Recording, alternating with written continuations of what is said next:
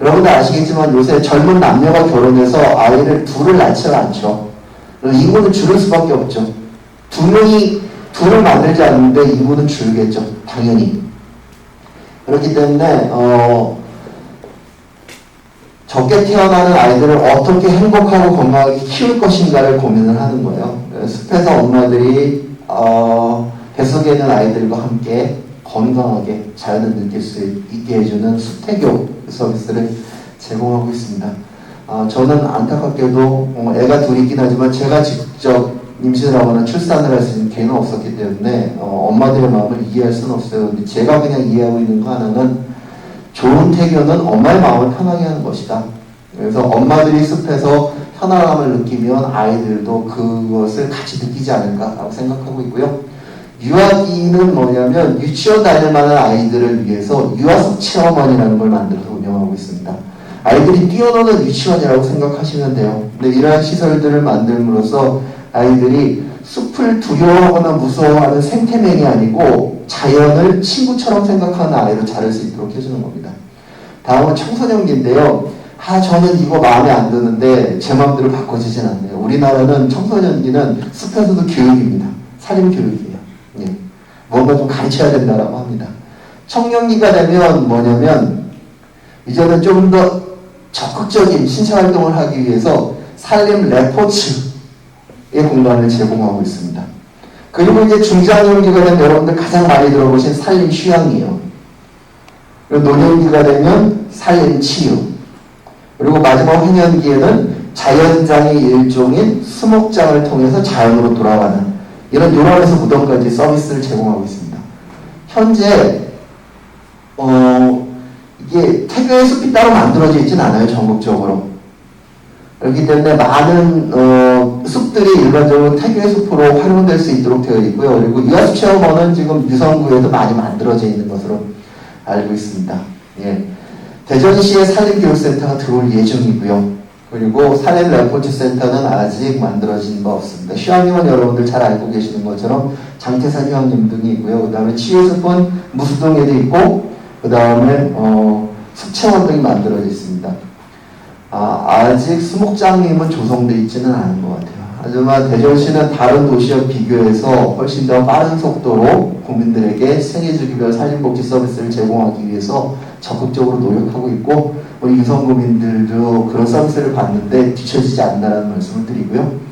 그리고 몇 달 전인가 유성구청에서 이렇게 산림복지수도 유성구라는 이름으로 한번 많은 분들이 모여가지고 정책 회의도 하고 그랬습니다. 유성구는 매우 적극적으로 이렇게 산림복지를 지역 주민들에게 제공하고자 하는 노력과 마음가짐을 가지고 있다라는 말씀을 드리도록 하겠습니다.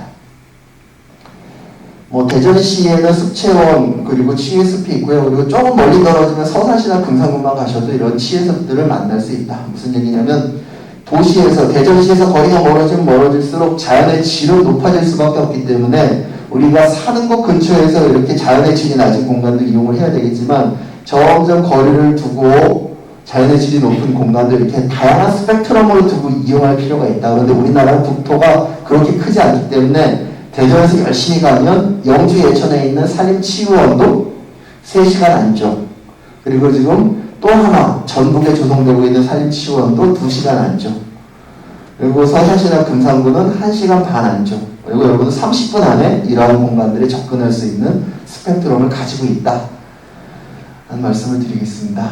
지금부터는 제가 이제 사례를 좀 보여드리려고 하는데요. 아주 짧게 보여드리고 이야기를 마무리하도록 하겠습니다. 학교와 연결된 여러가지 산림복지 서비스도 고민을 하고 있습니다. 최근에는 학교장 재량 수업이나 방과후 교실 현장 체험 학습들이 있기 때문에 이러한 시간에 어떻게 숲을 연결할 것인가 라는 고민을 하고 있습니다. 산림복지는 여러분들 관심 있으신 분들은 아시겠지만 숲해설가, 그 다음에 산림치유지도사 등등의 다양한 산림복지 전문가들, 저희는 이제 산림치유 전문가, 산림교육 전문가로 구분해서 말씀을 드리는데 이런 분들이 국가 자격을 가지고 활동하고 계시기 때문에 충분히 학교에서도 이런 프로그램을 할 수 있다라고 말씀을 드리고요. 실제로 해봤더니 아이들이 실내 유치원과 비교했을 때 유아숲 체험장에서 당연한 얘기지만 많이 움직이니까 칼로리 소비가 높습니다. 요즘 아이들은 많이 먹고 덜 움직여서 어떻게 크냐면 통통하고 귀엽게 커요. 예. 근데 정말 많이 안 움직입니다. 정말 많이 안 움직여요. 제가 우리 집에 있는 아이들 실명 거론을 보냈는데, 예, 정말 많이 안 움직입니다. 마찬가지로 칼로리 소비량도 훨씬 더 많다라는 거죠. 예, 이런 육체적인 측면에서의 긍정적인 면도 고민할 수 있다.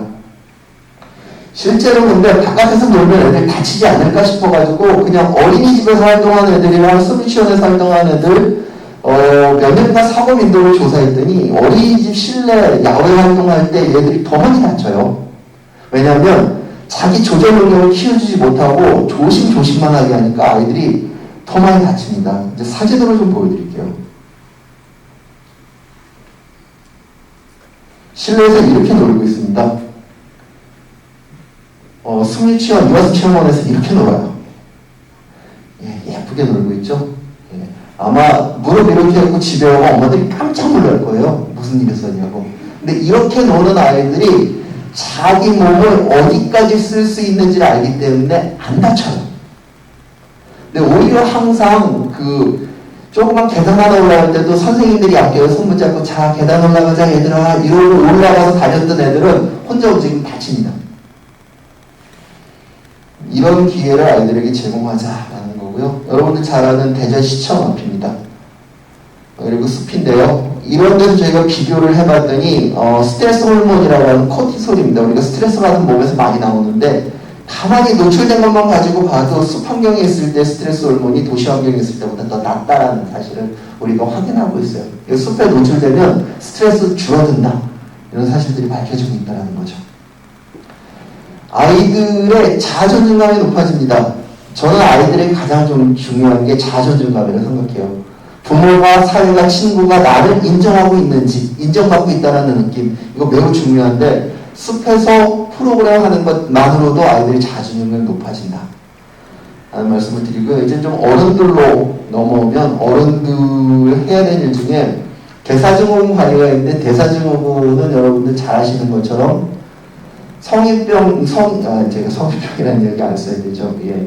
생활습관성 질환으로 넘어가기 전 단계입니다. 저도 지금 보건소에 가면, 훌륭한 대사증후군, 대상도 오셨습니다. 그리고 운동 프로그램부터 시작해가지고 별걸 다 해주십니다. 많은 아이디어를 주세요. 제가 제일 좋았던 거 뭐냐면, 프로그램 끝났더니 허리에 두를 수 있는,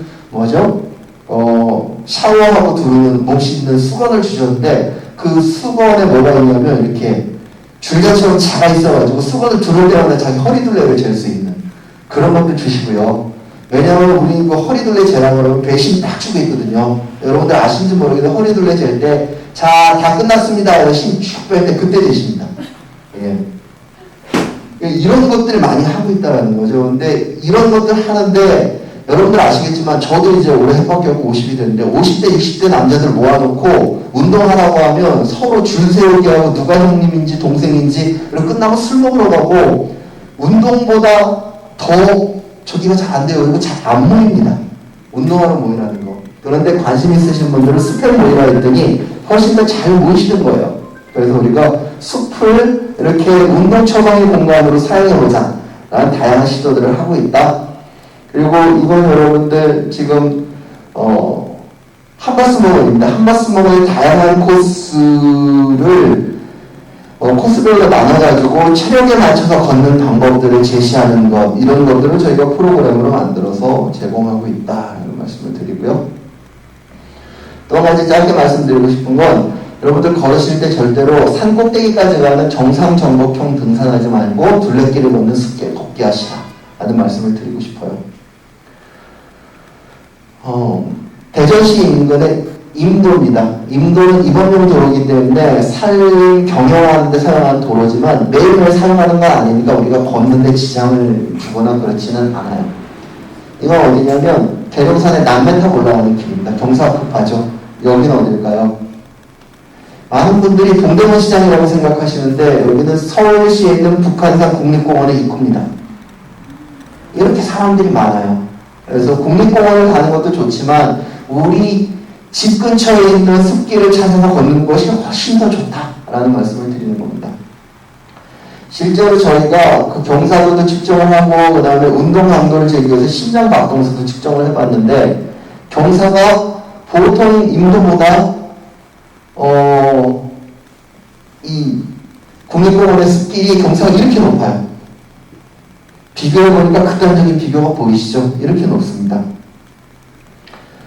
저희가 목표 심박수라고 이거보다 높으면 너무 무리한 운동이고 이거보다 낮으면 운동 효과가 별로 없다라고 해서 목표 심박수를 설정할 수 있는데 국립공원을 걸을 때는 걔 항상 이걸 넘어간다는 거죠. 근데 우리가 둘레길을 걸을 때는 이 안에서 왔다 갔다 한다는 거예요. 여러분들 유성구에 살고 계시기 때문에 저희 충남대학교 자랑 좀 하고 싶은데 충남대학교에도 좋은 등산로가 있습니다. 학교 뒤를 연결하는. 그리고 유성구에서 도움을 주셔가지고 유성 구민들이 잘 쓸 수 있도록 최근에 정비도 계획을 하고 있고요. 곧 정비를 마칠 겁니다. 그러니까 여러분들 기회가 되시면 너무 멀리 가지 마시고 그런 등산로들을 이용해 주시기를 부탁드립니다. 저희가 여러분들 체력에 맞게 걸으실 수 있도록 다양한 것들을 좀 고민하고 있어요. 너무 무리해서 걷지 말자입니다. 예, 이런 방법들을 고민하고 있다. 그리고 동시에 치유 효과나 치유 환경을 측정해가지고 정보를 제공하고 있습니다. 지금 이거는 강원도 도원리라는 고성군 도원리라는 곳에서 저희한테 만들어 달라 해서 봄, 여름, 가을, 겨울로 나눠서 만든 건데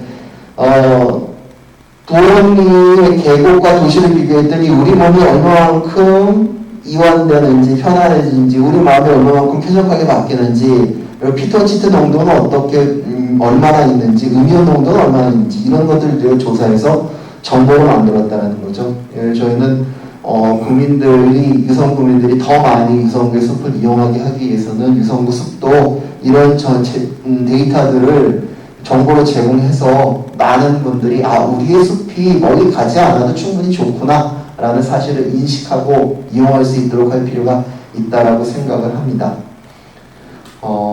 저희가 충분히 정보를 제공을 한다면 많은 돈을 들이고 길거리에 석유를 뿌리면서 그리고 대기오염물질을 만들면서 저기 멀리까지 가지 않고 우리 일상생활 주변에서 접할 수 있는 숲을 이용하는 빈도가 늘어나지 않을까 생각을 합니다. 그래서 봄과 여름 데이터가 조사된 거고요.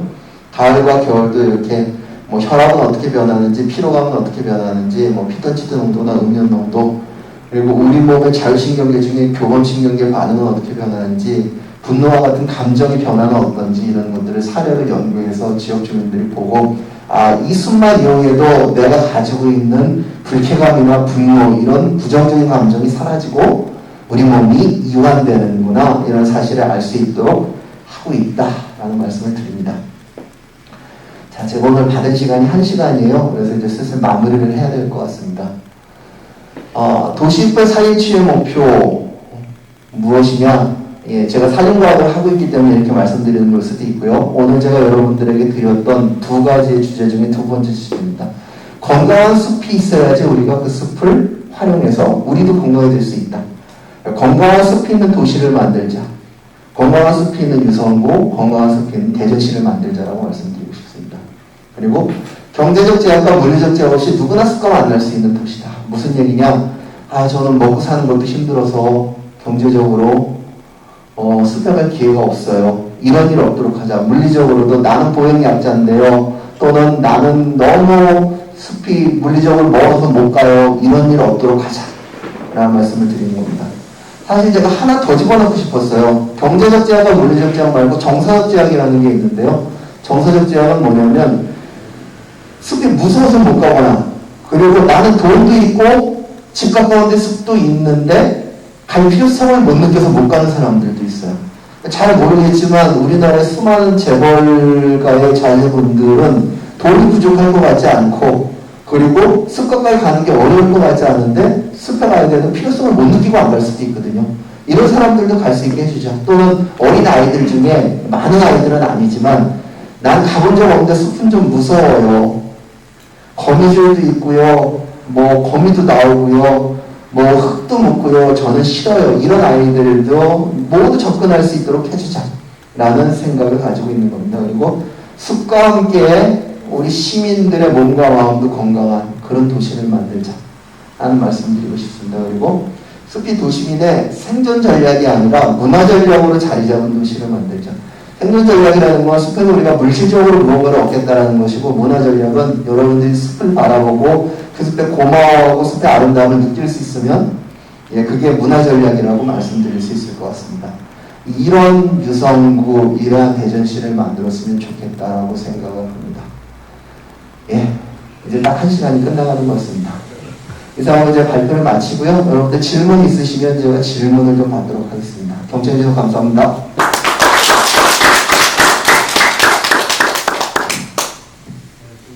네. 아주 좋은 강의를 일본에서 공부를 또 하셨다고요. 제가 이웃 나라인 일본에서 일본은 어떻게 대처를 하고 있는가 그에 한번 잠깐 보겠습니다. 일본은 3년 전에 원폭과 또 후쿠시마 원전 사고가 있었어요. 그런데 특히 또 일본은 화산 폭발, 재난 등이 많이 발생하고 있는 나라입니다. 이로 인해서 일본은 어떻게 하고 있으며 우리나라 미래에 할 방향은 또 어떠며 우리가 어떻게 해야 하는가를 일본하고 이웃나라에 비교해서 일본에서 공부를 하셨기 때문에 그 비교점을 한번 묻고 싶습니다. 네, 일본이 우리나라보다 한 몇 년 빨리 이 살인치유 정책을 시작을 했습니다. 그래서 그때는 이제 제가 일본의 정책을 한국에 소개하는 일을 했는데, 지금은 반대로 한국의 정책을 일본에 소개하고 있습니다. 우리가 일본보다 훨씬 더 많은 예산과 많은 전문가들의 노력을 들여서 훨씬 더 많은 성과를 내고 있습니다. 그래서 일본에서 우리나라 배우러 옵니다. 그래서 이제 살인치유를 배우러 어디를 가야 되느냐, 해외 어디를 가야 되느냐는 질문 많이 하시는데, 이제 더 이상 갈 데가 없다. 우리나라가 이제 그런 나라가 되었다라는 말씀을 드리고 싶습니다. 과거에는 이거 배우려면 어디로 가야 돼요? 라는 이야기 했는데, 이제는 우리나라가 전 세계를 선도하고 있다라고 말씀드릴 수 있을 것 같습니다. 가장 쉽게 말씀드리면, 최근에 외국의 연구자들이 한국이 계속 연락합니다. 세계주기별 산림복지 서비스 체계가 뭐냐, 그거 좀 알려달라. 그 다음에 코로나가 시작됐는데, 코로나 때문에 우리나라는 숲을 이용하는 것이 모두 금지되었다. 그런데 한국은 코로나 시대에 산림복지 서비스를 어떻게 제공하고 있느냐, 이런 다양한 질문들을 하고 있고요. 저희가 요새는 그것에 대답하고 있습니다. 이런 말씀을 좀 드리고요. 그리고 일본은 좀 나라의 특수성이 있는데, 사실 좀 재밌는 얘기인데, 원숭이가 자생하는 나라 중에 선진국은 전 세계 일본 하나밖에 없습니다. 나머지 나라들은 다 원숭이가 자생할 수 있다는 건 비슷한 성격을 지닌 인류가 농사를 심하게 짓지 않고 수렵체질만 해도 먹고 살기 때문에 열심히 일하는 습관이 몸에 붙어 있지 않은데, 일본은 아마 화산과 지진이라는 이 재난 때문에 사람들이 조금 더 성실하게 살게 되었고, 그래서 선진국 관열에 들어가 있는 것이 아닌가라는 생각을 하고 있습니다. 그래서 뭐 우리나라와 비슷하게 빨리 도시화가 진행되었기 때문에 그 나라도 일찍 살림치유라는 정책을 시작한 것이고요. 그런데 최근 지금 중요한 얘기 주셨는데, 후쿠시마 원전 사태 등으로 최근 일본의 산림과학자들이 하고 있는 주 연구가 뭐냐면, 숲이 얼마나 원폭 방출 물질을 흡수하고 있는가를 연구하고 있습니다. 그렇기 때문에 저는 반대로 지금 누가 일본의 숲에 간다 그러면 가지 마십시오라고 말씀드리고 싶고요.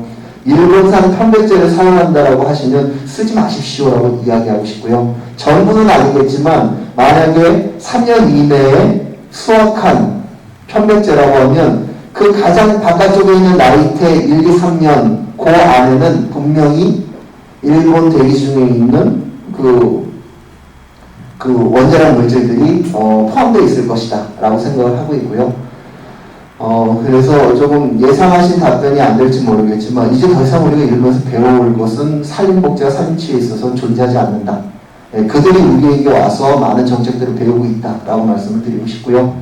그래도 이 질문에 대답이 될지는 모르겠지만, 우리나라가 정부 주도인 것에 반해서 일본은 민간 주도가 훨씬 더 활발하고요. 그리고 민간 주도는 어디에 초점이 맞춰져 있냐면, 우리 지역 사람들이 건강하게 하는 것에 첫 번째 초점이 맞춰져 있고, 두 번째는 우리 지역이 건강해지고 이런 산림복지 서비스를 하나의 문화상품으로 만들어서 외국 사람이나 다른 지역 사람들이 우리 지역에 와서 돈을 쓰고 갈 수 있도록 만드는데 초점이 맞춰져 있다. 이게 우리가 못하고 있는 것들 중에 일본이 적극적으로 하고 있는 두 가지 정책이라고 말씀드릴 수 있을 것 같습니다. 그래서 우리나라도 이런 것들을 좀 배워서 보건소와 연결해서 우리 유성구 주민들이 숲에서 하는 다양한 뭐 운동이라든지 이런 것들을 살짝 연결하는 것, 그리고 우리 주민들이 건강해지고 나서는 다른 지역에 있는 많은 분들을 우리 유성구의 숲으로 초청해서 그분들이 유성구에